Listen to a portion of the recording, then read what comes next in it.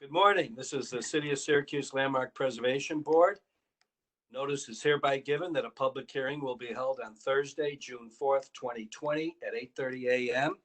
via a WebEx video conference to consider whether the property located at 205 East Seneca Turnpike, the John Gridley House, should be recommended for designation as a local protected site pursuant to the zoning rules and regulations of the City of Syracuse as amended.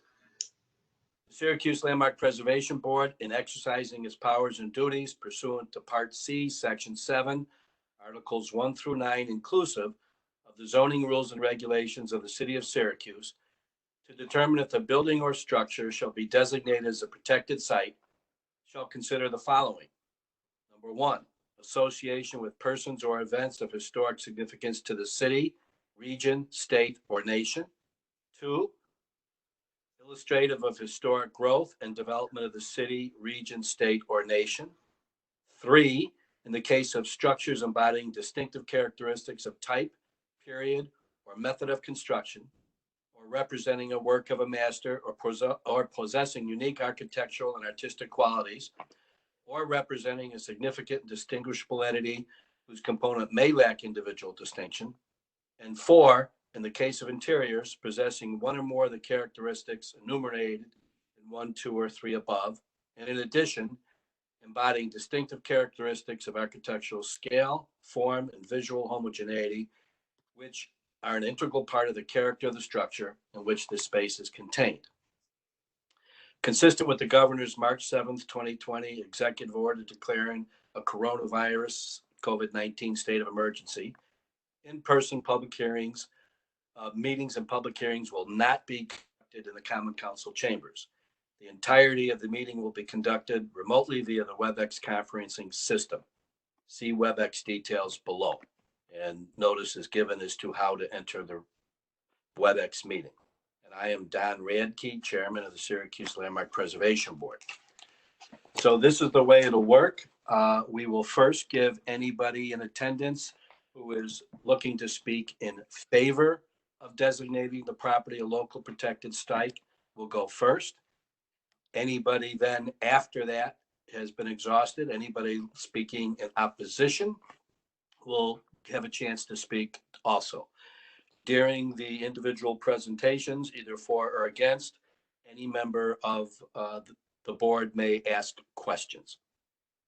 So with that, I'm asking, is there anybody present wishing to speak in favor of the designation?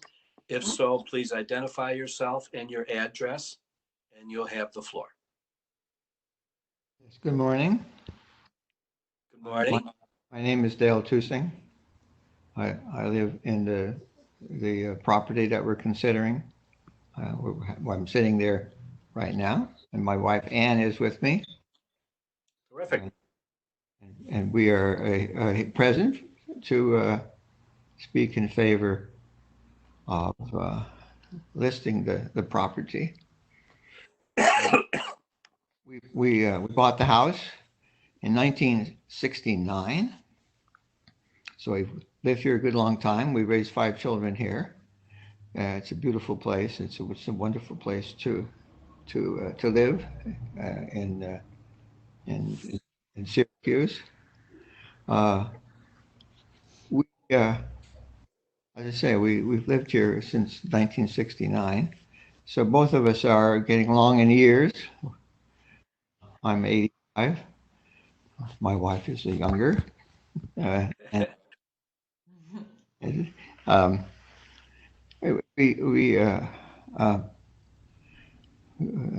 Looking forward to the time when we're not here, we're concerned that the house, the property, will continue to be protected, to be a historic site, to be unaltered, to go into to be the future, so that other generations can share and see this absolutely fabulous, historic, and beautiful property. And so that's why we're here. We want to care for the time when we aren't here to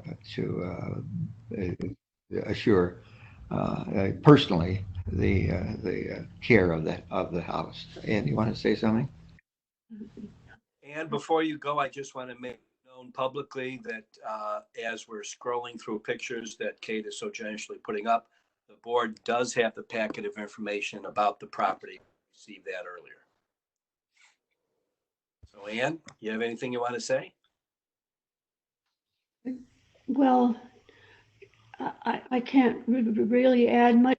It's, it's just such a pleasure being in this wonderful house, and, we're surrounded by beauty, and we want to protect it forever. That's terrific. Does any board member have any question?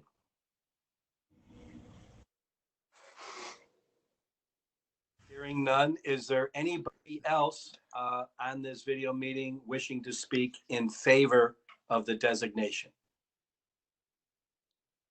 Hearing none, is there anybody looking on the video conference looking to speak in opposition to the designation?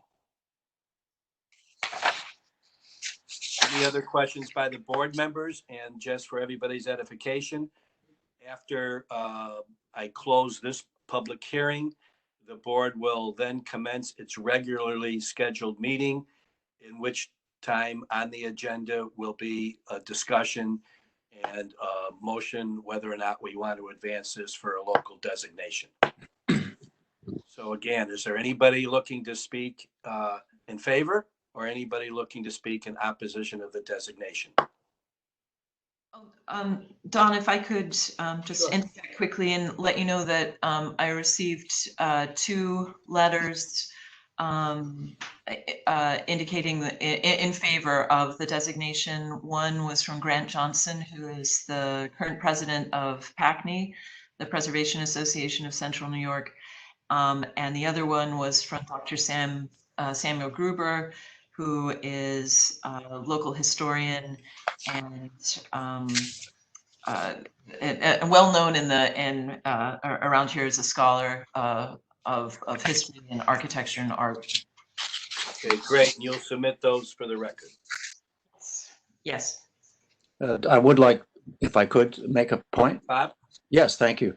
Certainly, I'd like to commend as a board member the passion with which the owners who've spoken here today have taken care of this unique property in our region.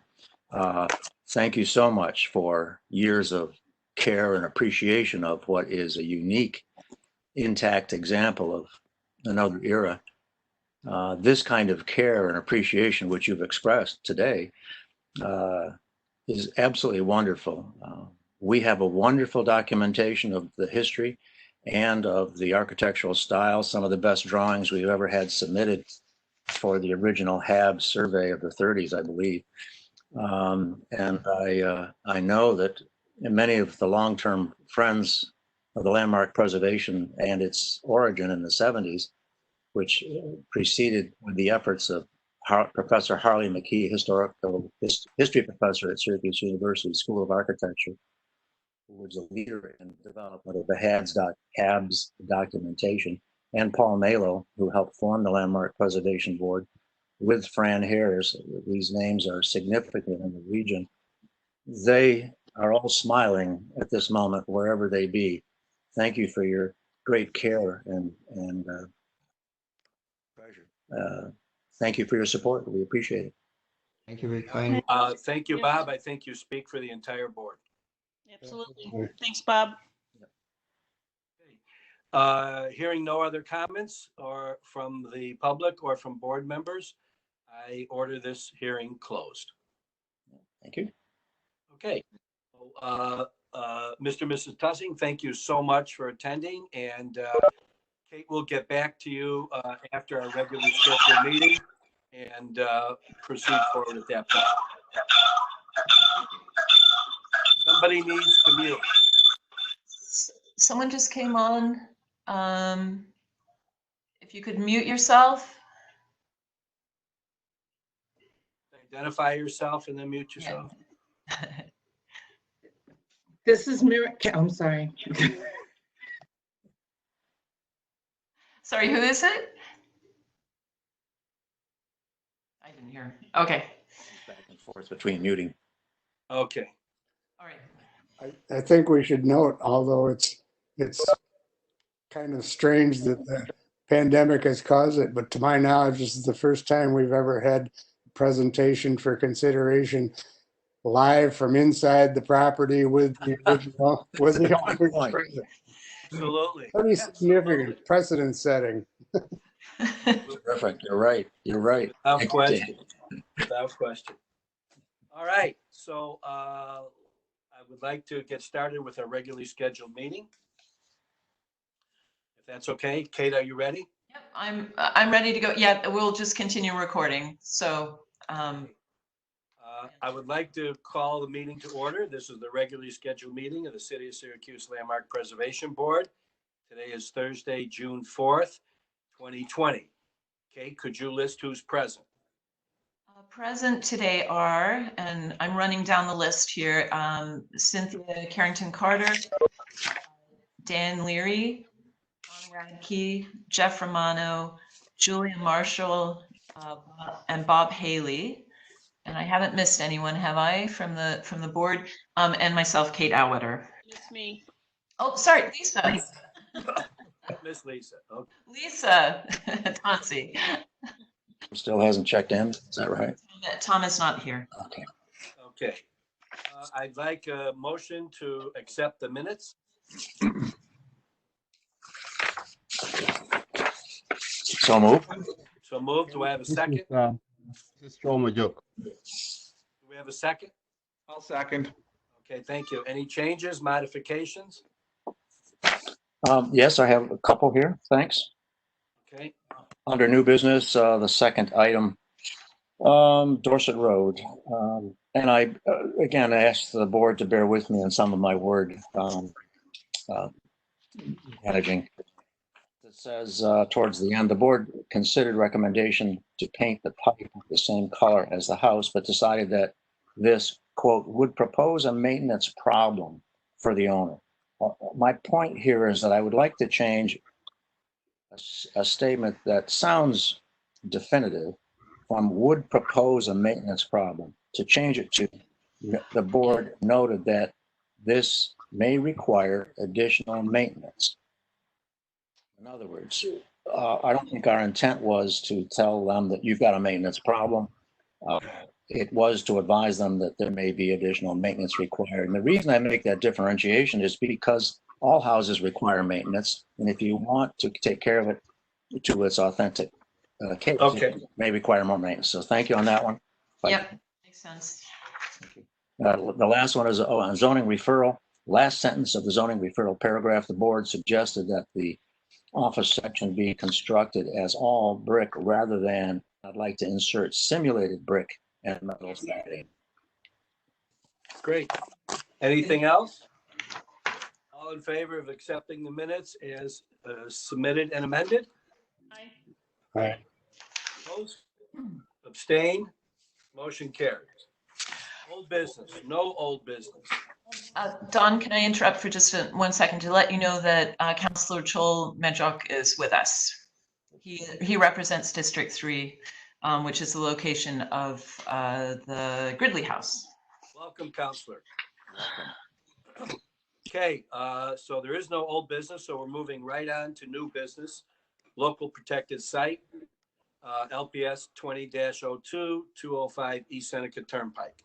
We just concluded a public hearing in which the only comments were from the owners and 2 individuals, all speaking in affirmation of designating this property as a local protected site.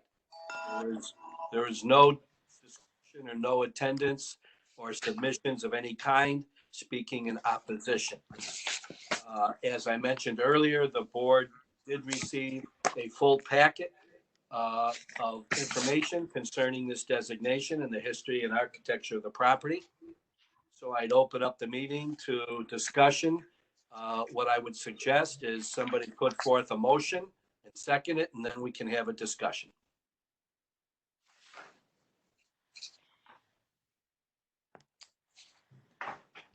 I could advance a motion for discussion, and that would be So you're to, advancing a motion to designate this as a local protected site. that as a local protected site, with all the supporting information we've received.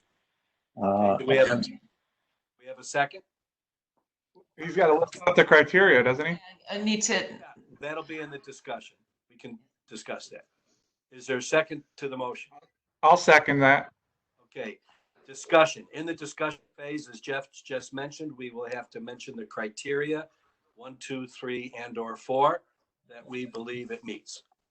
So I would go further to suggest that it does meet criteria 1, 2, and 3 quite clearly, and that number 4 is the category that I would like to say, that although it is not perfectly intact from its original construction, it represents the character of the period, and that the interior represents the style and appropriateness for interior renovations to the period of the house. And in that sense, it meets, we would like to identify the interior as significant in interpretation for interior of the property.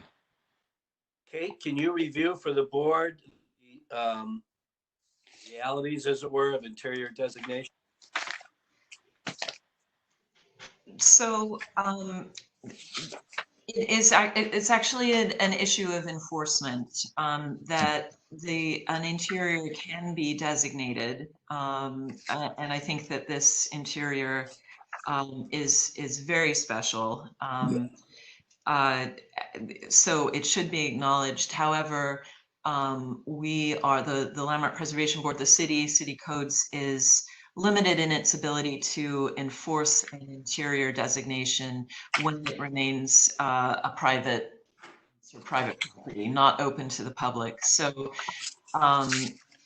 in the future, should a new owner come in, be interested in having the public come in and make it available to the public, I would say that the Tusings have been very generous in when there are house tours and the like. They have certainly allowed, have shown their house and the interior of the house before.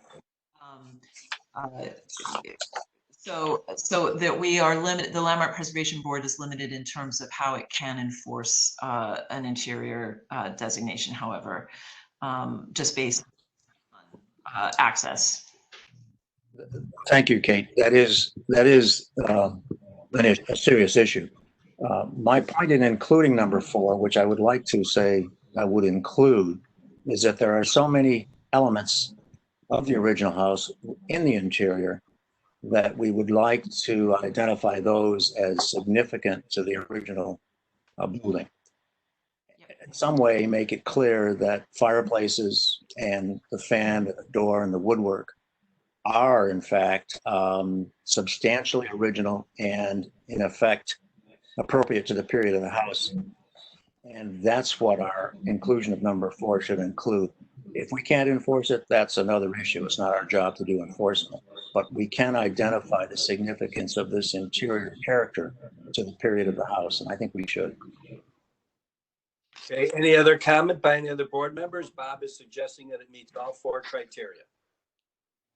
I recommend the 4th criterion as well, based on the intactness of the property. I do understand that we cannot enforce that issue, but I think it needs to be recognized and included within the submission.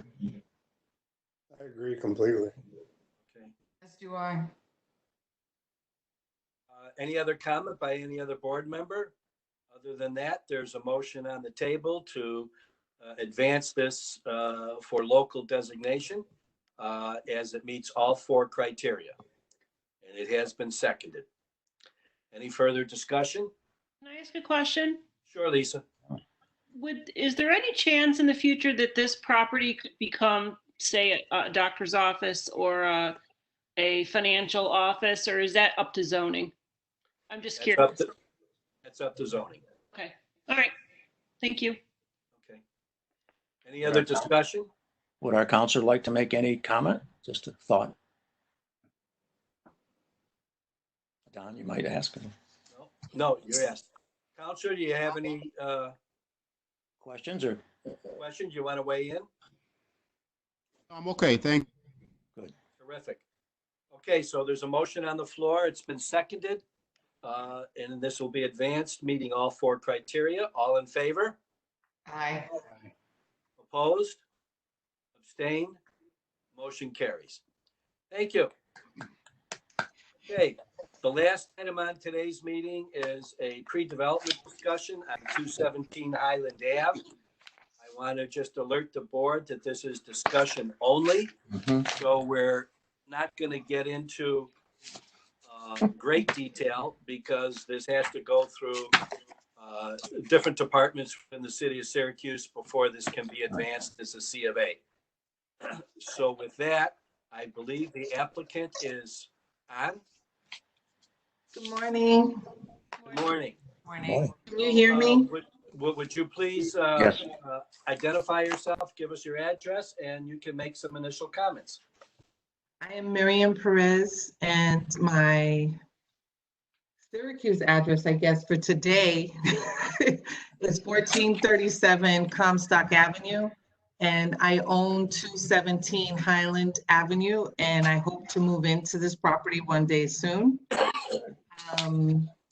The issues right now, I mean, I had planned to have started construction April, but a lot of delays have occurred. And for right now, I did lay it out, and I'm sorry there's a little bit of a feedback. It's just that I'm working off of a hotspot, and I'm afraid to turn off the phone. If I get disconnected from the video, then I'll still have audio. But Yes. It's now not with, yeah. I don't know how to mute, like I'm trying to mute this and it won't let me mute the phone.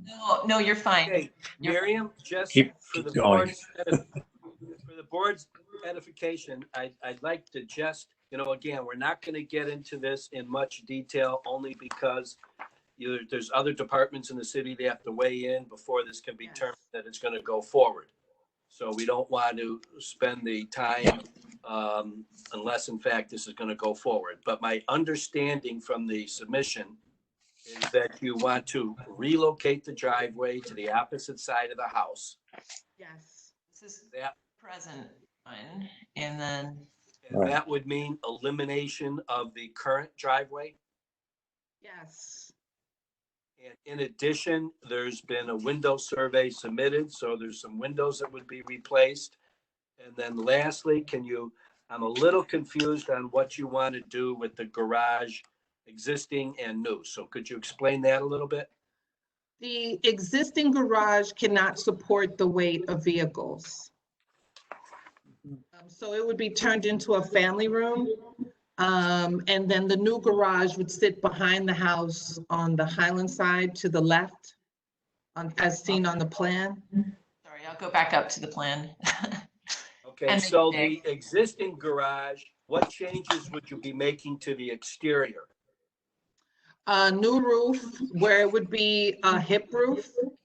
The current roof is flat. And the exterior is a question because the bricks don't match. It was an addition built in 1940. So see, like the main house has orange brick and the garage, the existing garage has red brick.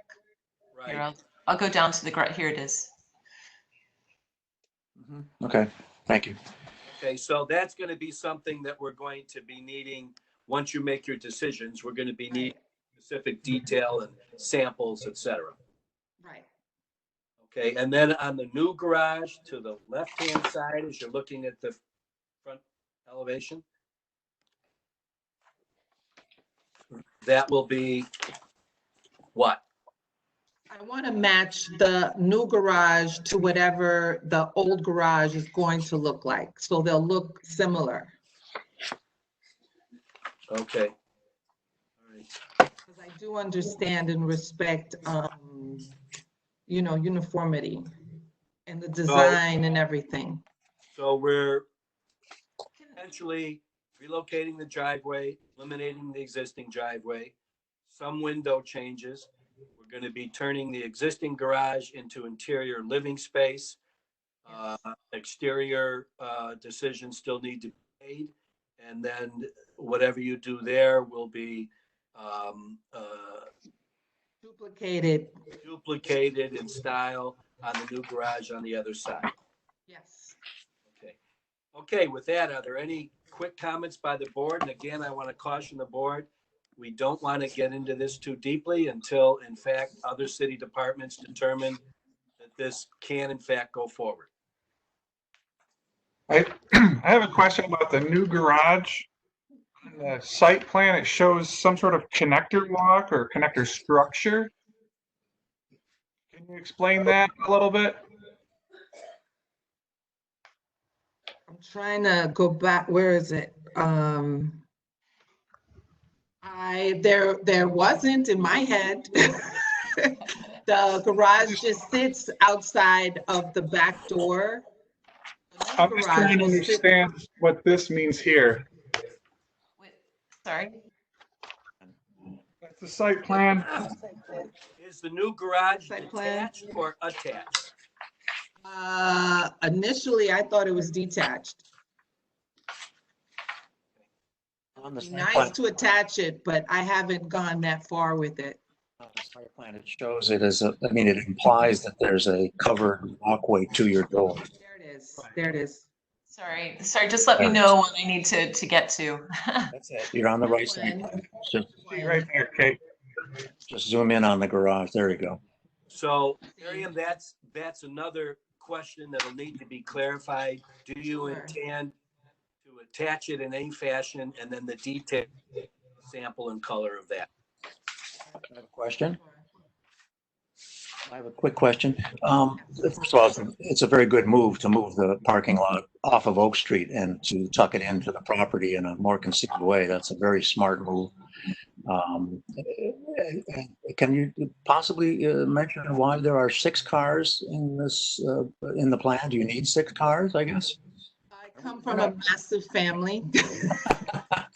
I am one of 20 first cousins on my mother's side. My mother's the oldest of 8, and I do expect to see them the house one day very soon. Gotcha. That's great. You're right. Thank you. That's very helpful, and I understand that. There might be, everything that we're seeing here seems to be fine in general at this stage. And you're right. And I thank you, Kate, for sending this to zoning for their reviews prior to ours, because they will have to weigh in on all the setbacks and other issues that are not our purview. As usual, sometimes we see ideas here that you may benefit from. And at times, since this is discussion phase, I think that's appropriate. You might consider moving your garage back in line with your existing garage, and then deciding to either run a covered part from your walkway in front of the garage as well. You might simply consider that with your architect, and that might align the new garage in line with the existing garage. Yeah, I could see it. That's a good idea. Thank you. Thought, and believe me, these are the kinds of things that we see early, and we don't know if they're helpful or not, but we can say them based on the character of your existing building. Kate, can you go back to the satellite view? Yep. Yeah. It's gone, by the way. There it is. Okay. In reference to Bob's comments, I think one has to also consider what's going on if it's that close to the property line in terms of the neighbors. So. Okay. All right, Kate, do you have an idea as to when the other city departments are going to be moving on this? Yeah, so I think the zoning is actually pretty simple, since they're going to be, you're not looking to have 2 driveways. It's just a fairly simple reorientation, and I know that Miriam has already got the curb cut application, and I also know I spoke to our transportation planner, Neil Burke, and I know that he is very aware of this as well. I think that they would be able to provide comments very quickly. Setbacks and coverage should not be an issue. Oops, I'm going down. Shouldn't be going down. I would think by the next meeting, if everything else is together, we will definitely have comments back from zoning and from DPW by the next meeting. My question is, are there any things that need to be done now? For example, Miriam, I think you mentioned you needed a new roof on the house, and that's actually something that I could administratively approve and would be happy to do so, given it's, if you're going asphalt shingle to asphalt shingle. If there's anything else that is needs to start right away, please let us know. The concern right now is securing the property because there's been 2 break-ins already. We're considering, because there's a fence where the 217 is, that actual number. There's a fence right at the building. We're thinking about just closing it off for now, somehow, some way. And the part that irks me is that people have been walking their dogs on my front lawn. Wonderful. I was literally sitting on the driveway and watched a man with 2 large dogs walk on my front yard. And I think when he saw me, he got startled and turned around. But I don't think that's cool. I did speak to code enforcement about the height requirement for the front fence. It can only be 4 feet. So I'm thinking that when I put in the roof, I'll put in the fence to the front of the yard. I will definitely let you know prior to that. Okay, why don't you do that? And you may want to talk about a temporary construction fence and get a permit on that. I just asked the question because our next meeting is June 18th. And Okay. if we wanted to move the entire C of A forward, you would need to have all the documentation and samples for the things we discussed about the garages, the windows, etc. Our next meeting will be on July 16th. July 16th. So I just wanted to let you know that Thank you. we do not have a meeting on July 2nd, which is the first Thursday due to the holiday, but we are in the summer. So it'll either be June 18th or July 16th. Okay. Okay. Thank you. Can I ask also about, in terms of the front yard fence, would that be a temporary type of fence that you'd be putting up, or you're thinking about something more permanent? Probably once I do it, it'll be the permanent one. So that won't happen till late summer anyway. So you'll get the details at the meeting. But definitely the temporary would happen at the house part. Yeah, and temporary fencing would not be something that I believe, if I'm not stepping out of line here, I hope to say that temporary fencing could go up without. You just have to get a permit. It has nothing to do with us. Right.